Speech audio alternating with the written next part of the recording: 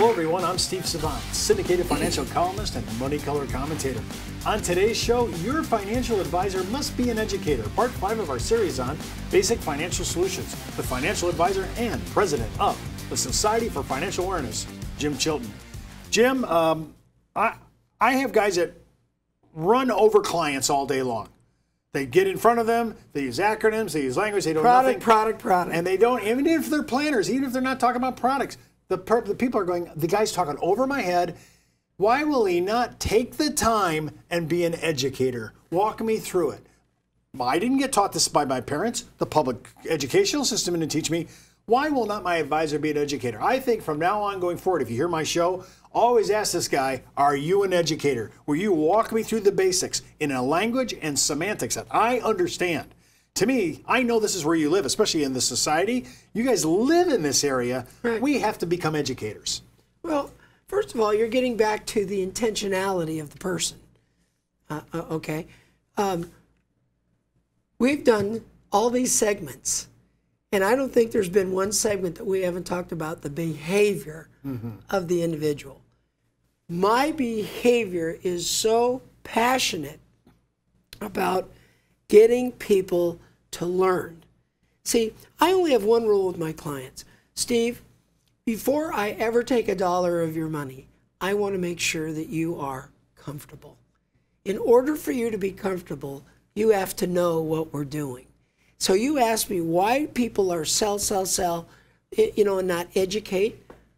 I guess they want to get to the end of the movie quicker. They want to declare victory in a sale.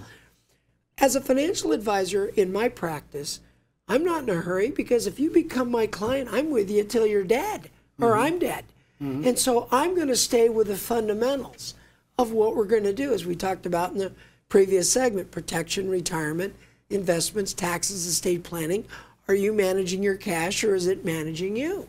So when really, we get to this idea of education, it's pounding the fundamentals of money. But it sounds like you're a little bit of a shrink as well. You're a little bit of psychonomics here on behavior. Well, you know, I will tell you something. I've had clients now coming up on 37 years.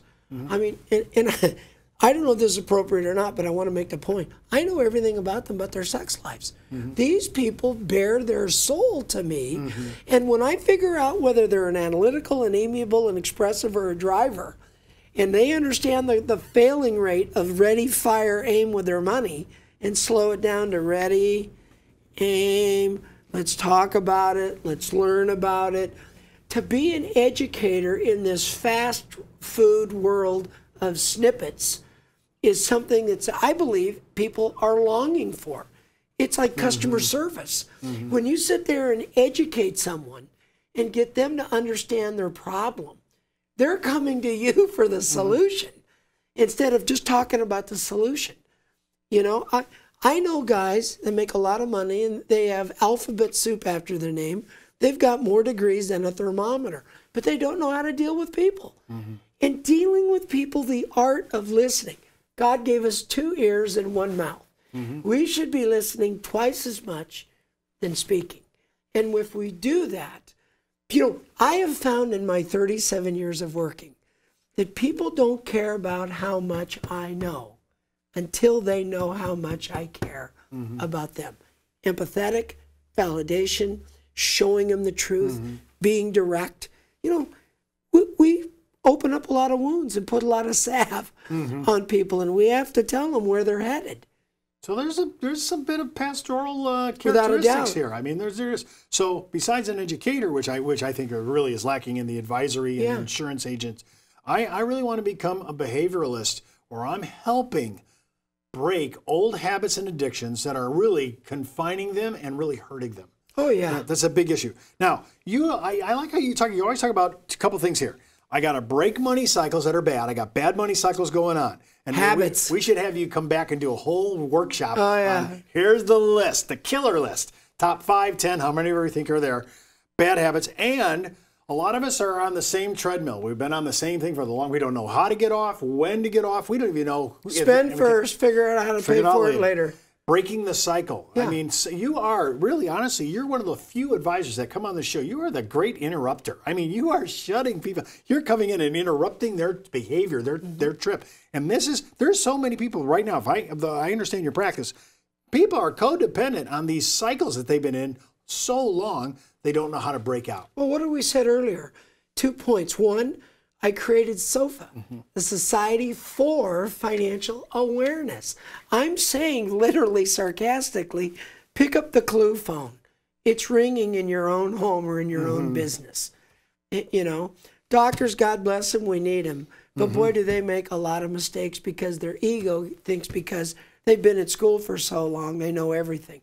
No, they know medicine. They're a disaster with their money. Okay? I think it takes a certain kind of an individual to meet with someone and get into the core of what the issues are.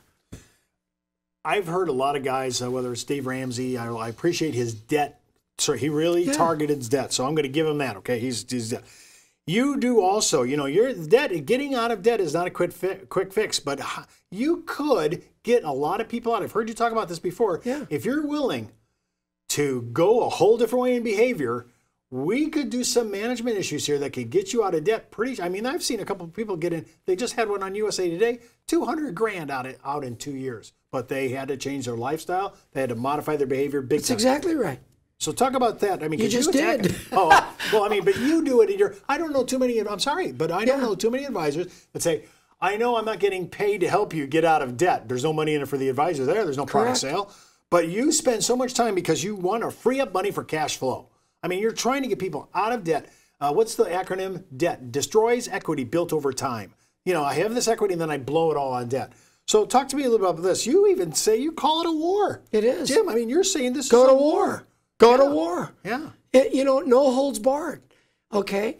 But, you know, if most people don't argue with the concept of if we always do what we've always done, we'll always get what we've always gotten.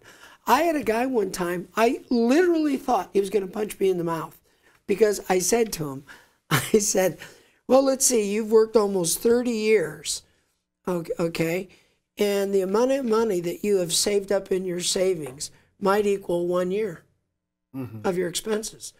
And so he was just real calm about that. I said, so logically speaking, at the pace you're going, is the next 30 years you're going to have enough for 2 years to retire on, and that's it.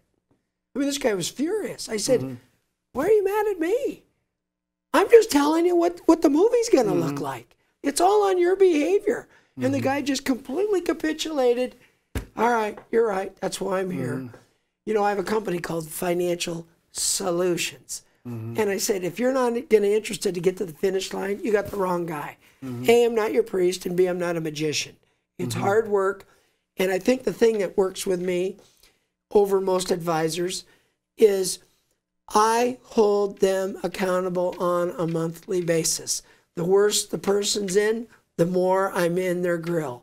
Every month holding them accountable and praising any victory of good behavior. Because it's like a cat goes to where the milk is. People stick with you when they're getting praise and they're on the path of improving. So you have milestones that you're marking as they're walking without down the journey. Without a doubt. Absolutely. Okay. All right. Now, so this is amazing. This is so not the traditional advisory approach. So if you're listening and says, I need a pastoral guy like this, I've sinned, I need to confess, you know. Well, after you confess, you know, like Billy Joel, you know, he sang one of those songs about confessing and going right back and doing it again. Yeah, right. No. When you cleanse yourself, the French call it a renaissance. It's a rebirth. It's a better you.